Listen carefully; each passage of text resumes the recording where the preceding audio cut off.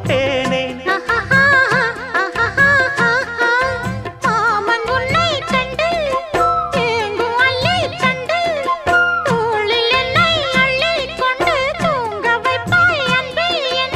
என் கண்ணில் நீதானம்மா,